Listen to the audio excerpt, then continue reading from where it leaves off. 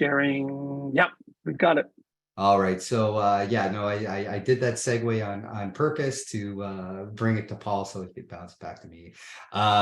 So I have a really interesting role at this point in time, which I'm really excited about, and I think it's going to lead to a lot of success for us moving forward. Is that I am now actually a Cando employee on assignment from the Government of Canada, but at the same time, I am maintaining also my position in the Government of Canada with Procurement Assistance Canada. So that may sound like I have two jobs. I may to some extent, but the idea is going back to what Elder Rick was talking about with trust and partnership, is that we need to figure out how to move information between government, Indigenous organizations and communities and businesses more easily.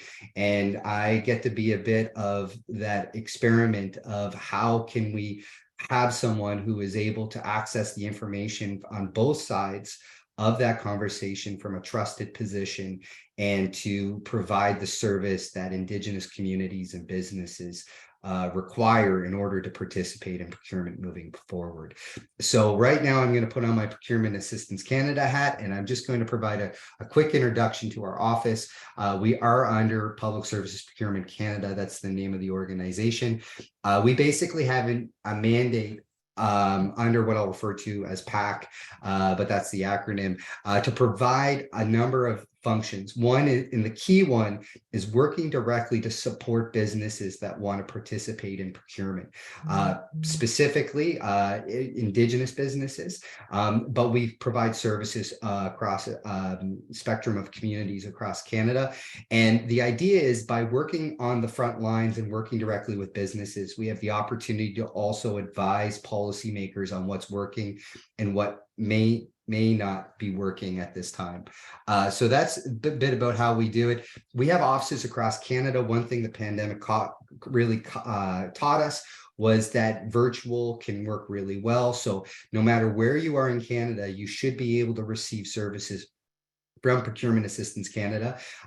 We have 6 regional offices that you can access, but at the end of the day, one of the things we're looking for is introductions to our office like we're having today, but then following up. So one of the things I would certainly recommend, and we will try to help with this from the Cando side, is for all the registrants today, making sure you have the information and that you can follow up with our specific offices where they can provide tailored information, one-on-ones.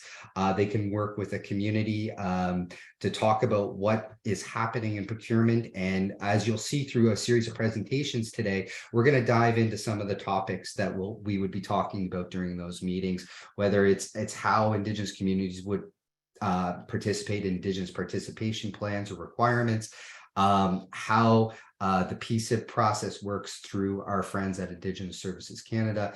All those types of things are things we'd look at. One of the things that we came up with over the last couple of years within Procurement Assistance Canada is trying to understand what companies and communities go through when they're actually trying to work in the procurement space or get the procurement elements into their strategies for their local economic development. This bitter journey, in my opinion, is actually a circle. I know it's done here in a linear fashion, but it's the idea that we need to know where to start with communities. One of the things that we really see as critical with the role of the economic development officers in communities is just knowing that we exist. And if you're approached by community-based businesses, or whether it's chief and council, or if you're being asked to participate in an Indigenous participation requirement under a contract, is understanding enough about how procurement happens so that you can assist people in your community, businesses, but also for businesses that are on the webinar today, to also make sure that you're directly getting that information and understanding how to move through this process in a methodical way so that it can actually lead to a greater chance of success for you.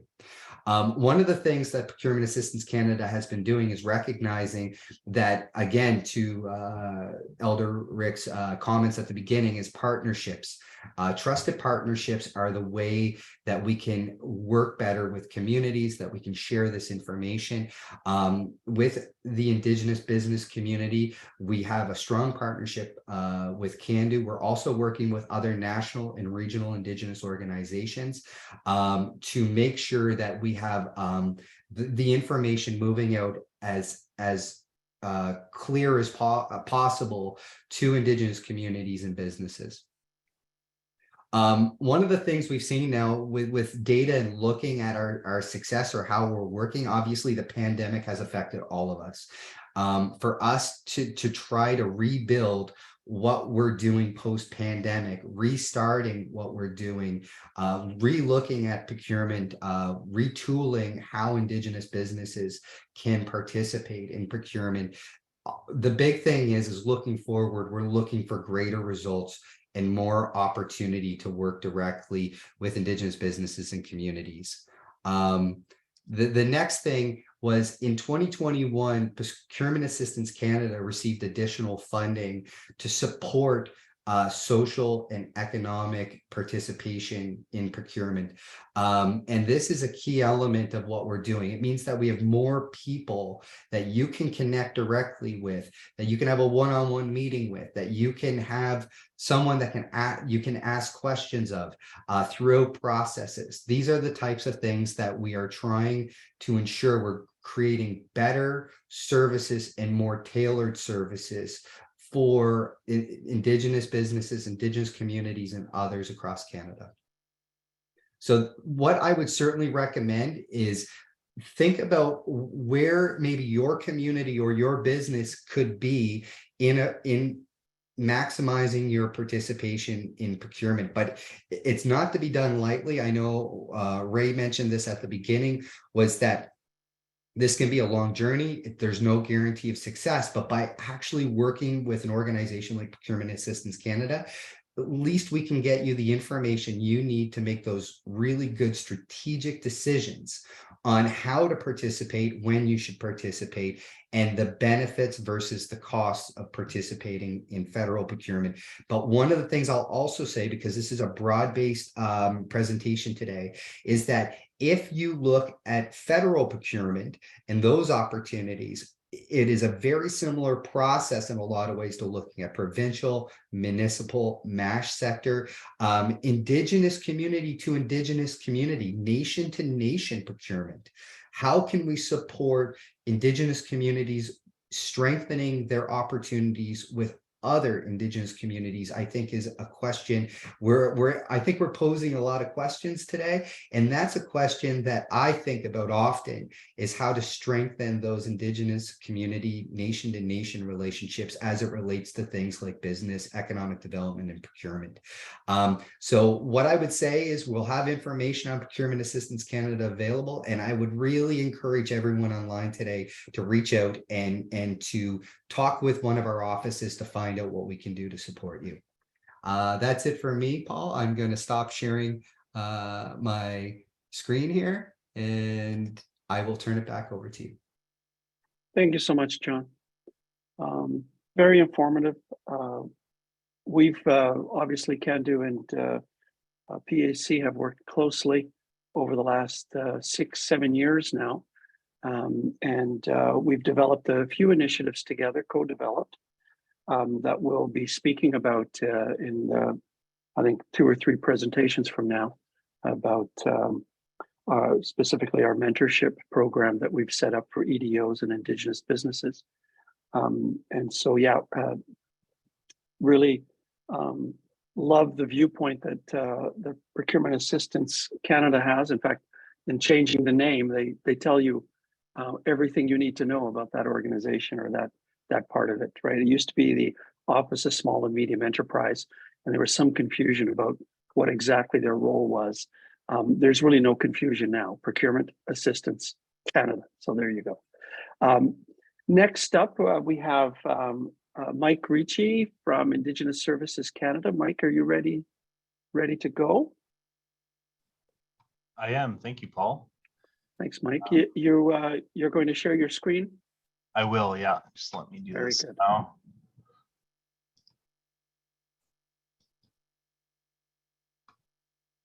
Excellent. It's working.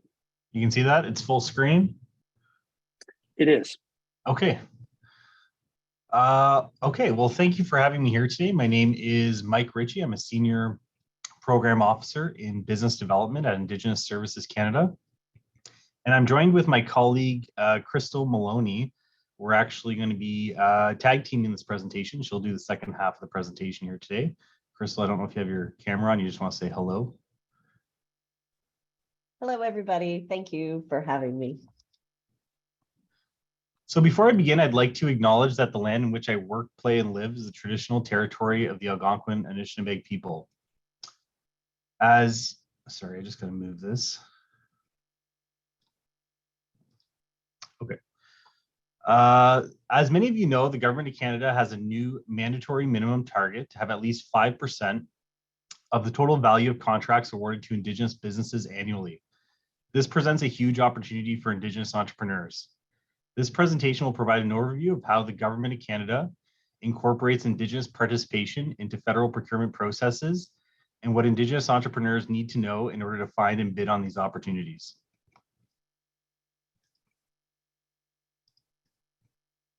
So I'll start by talking about why Indigenous economic development matters. So the Truth and Reconciliation Commission Call to Action number 92 states that economic development is a key component of reconciliation. In its reconciliation report, the National Indigenous Economic Development Board of Canada estimates that closing the productivity gap between Indigenous and non-Indigenous Canadians would lead to an increase of $27.7 billion to Canada's GDP each year, or a boost of about 1.5% to Canada's economy. Studies from the Aboriginal Peoples Survey and the Canadian Council for Aboriginal Business demonstrate how the Indigenous economy is diverse and has been consistently growing over the past decade. Finally, the Indigenomics Institute is also seeing the emergence of a $100 billion Indigenous economy through the fact that there's over 19,000 Indigenous businesses located within Indigenous communities, generating over $10 billion in total revenue.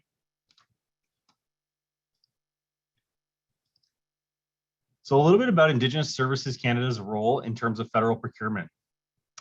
So our office is responsible for leading outreach and engagement to the federal procurement community and Indigenous business community on Indigenous considerations in procurement processes. For instance, our office manages a network of Indigenous procurement coordinators across over 90 federal organizations who act as champions within their own respective organization and advocate for Indigenous inclusion within their own procurement processes.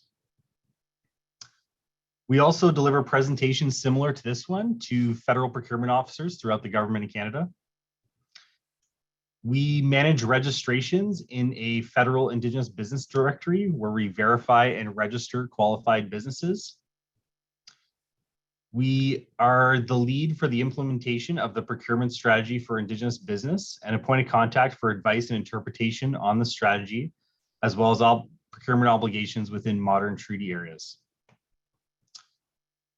We also have a group that's responsible for planning and reporting against the minimum 5% Indigenous procurement target.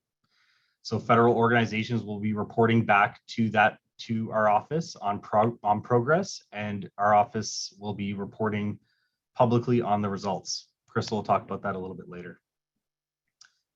And over the next few years, Indigenous Services Canada, in collaboration with Procurement Assistance Canada and Treasury Board Secretariat, will continue meaningful engagements and consultations to co-develop a new transformative Indigenous procurement strategy. Something Krystal will talk about a little bit later as well. Oops. Okay, so what is federal Indigenous procurement? It's composed of all of those puzzle pieces you see on the right-hand side. So there's things like procurement obligations in modern treaty areas, things called set-asides. It can be incorporated into standing offers and supply arrangements, Indigenous subcontracting opportunities, and regular contracts as well. One of the main tools leveraged by the Government of Canada is a government-wide strategy known as the Procurement Strategy for Indigenous Business, or PSIB for short. PSIB leverages existing government procurement needs to assist in growing the Indigenous economy by increasing Indigenous participation within procurement processes. backwards. So the next few slides are just going to go through each of these puzzle pieces you saw on the right-hand side.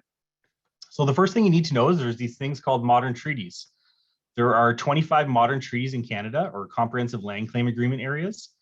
22 of them contain economic measures with procurement obligations. The spirit and intent is to strengthen the economic viability and self-sufficiency of these treaty areas. No two are exactly the same, and therefore, whenever the government of Canada is procuring within one of these areas, we read each treaty and take into account the procurement obligations within each one. Canada's procurement obligations vary from treaty to treaty, but can include separating the requirement into commodity or geographic groupings to permit smaller firms to submit bids, notification of the procurement to land claiming groups, the use of modern treaty business lists, the use of bid evaluation criteria to benefit modern treaty beneficiaries, and the right of first refusal for procurements related to certain topics. Next thing is set-asides. So set-asides are contracts that are restricted exclusively in competition for qualified Indigenous businesses where capacity exists. They do not have a dollar threshold and they're exempt from international trade agreements. And they only require 2 bidders to be considered competitive. So there's 3 types of set-asides that are used in the federal government. There's mandatory, voluntary, and conditional.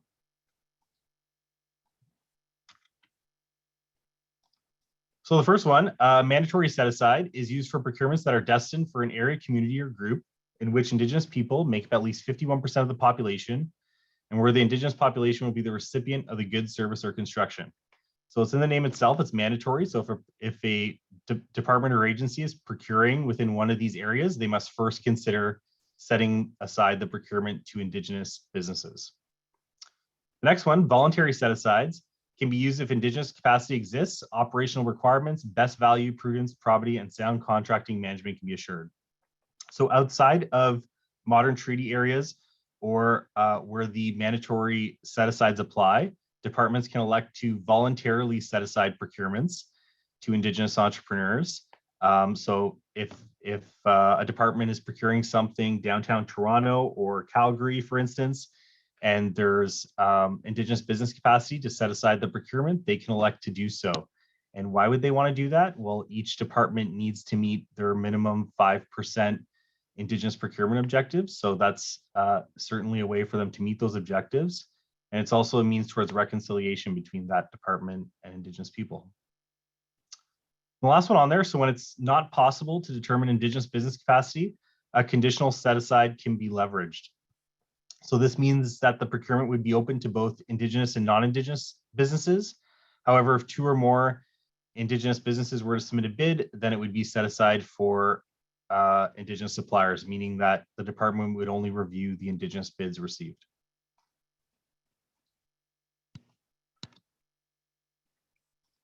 The next thing is standing offers and supply arrangements. So the government of Canada has, whenever there's a reoccurring need for a good or service, the government of Canada might establish a standing offer or supply arrangement. And within many of these vehicles, there may be an open stream and a set-aside stream. Open meaning it's open to both Indigenous and non-Indigenous suppliers, and set-aside meaning it's restricted only to Indigenous suppliers under the procurement strategy for Indigenous business.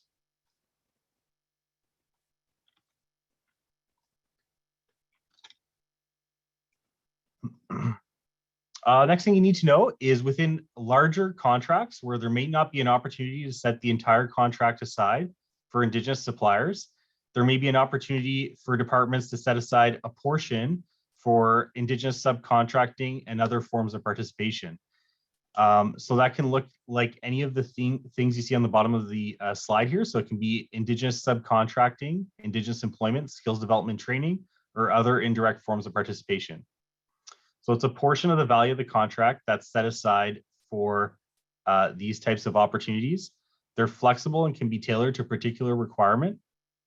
And they're really structured depending on the project itself and the Indigenous capacity that exists and industry feedback. All those things help inform how these opportunities are structured.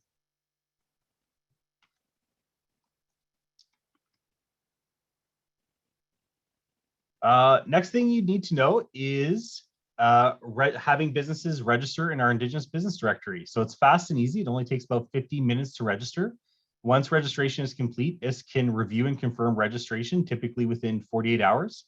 It's increased visibility. So the Indigenous Business Directory is a search engine available to private industry, municipal, and provincial governments, as well as the federal procurement community for identifying qualified Indigenous suppliers in various sectors. So it certainly isn't the only tool for determining Indigenous business capacity, but it is one of the main tools used by the federal procurement community. So the more businesses we have registered in the Indigenous Business Directory, the more likelihood of set aside opportunities. It's also used for building partnerships as well.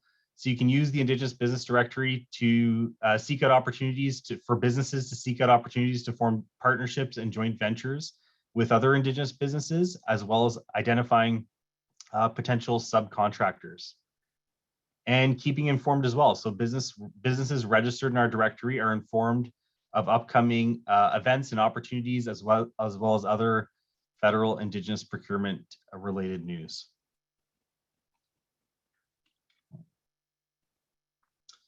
And in order for businesses to register, they would need to meet our eligibility criteria. So it can be any type of business, a sole proprietorship, a limited company, cooperative, partnership, or nonprofit organization in which Indigenous people have majority ownership and control, meaning at least 51%. We also allow for joint ventures as well. So an Indigenous business can joint venture with a non-Indigenous business, so long as the Indigenous partner maintains 51% ownership and control. And in the case of joint ventures, at least 33% of the total monetary value of the work must be performed by the Indigenous business or businesses. And that content requirement also applies to subcontracting as well. So if Indigenous business is awarded a contract set aside under PSIB, at least they can subcontract the work, so long as a third of the total monetary value of the work is performed by an Indigenous business. Okay, so now it's over to you, Krystal. Thanks, Mike. I'll actually introduce myself instead of thank you, like I did before. Mike, can you hear me? Can you give me a thumbs up? It's okay, right? Okay, awesome. My name's Krystal Maloney, and I have the privilege to work for Indigenous Services Canada. I'm new. I joined in April, and we're a relatively new group that I've joined. We're actually a sister directorate to Mike's team in business development. And it's a new group that's called the Transformative Indigenous Procurement Strategy. So some of the things that we're going to be looking at are a lot of the things that I've been hearing through some of the initial conversations today as issues and concerns and all those questions that people are asking about how to address certain barriers. So just to start off, TIPS was created in December 2021. However, there were some changes that happened before that. So you may or may not be aware that in August 2021, there were some announcements made by the federal government, particularly that minimum 5% value of federal government contracts to be awarded to businesses owned and led by Indigenous people. So that means every federal government department has a mandate to meet that minimum target, and it's a floor, not a ceiling. So we're hoping that it's going to be much higher than that. However, it's a start, and it's something that we're hoping to see procurement start to be a lever for economic development. Another thing is that Mike's probably touched on already is that a lot of people are familiar with PSIB, but maybe as the former PSAB, it was recently formally renamed. And Mike's team did some changes as well, removing full-time employee requirements under that and trying to expand geographic locations. So previously it was 80%, where the population had to be 80% Indigenous peoples. Now it's reduced down to 51, broadening those possible locations. However, obviously modern treaty areas take priority. So I guess, Mike, we'll go to the next slide here. Forward. So what is probably, not backwards, we don't want to go backwards anymore. So what's probably most interesting about the 5% is what's calculated as part of it. You know, there are many things that are going to go into federal government's calculation of that 5%. So contracts that are set asides, contracts issued through moderate treaties, open tenders where an Indigenous owned business, even if it's not set aside, happens to be the successful bidder, which is always very exciting, as well as those subcontracting components. So anytime you see Indigenous benefit plans or subcontracts to Indigenous businesses, departments can optionally calculate those towards their 5% minimum target. It obviously depends on their calculations and their tracking capabilities. However, departments will be submitting their first reports to ISC in September 2023. And what's really interesting is that ISC will prepare a report summarizing some of those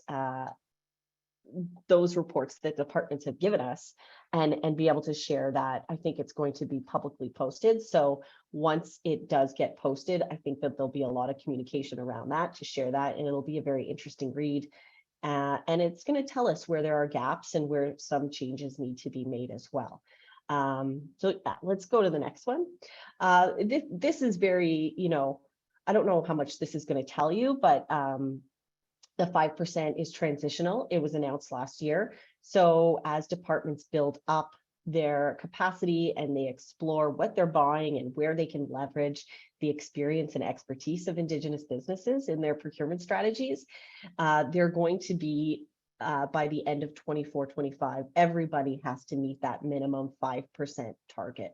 So everybody's going to be advancing towards this.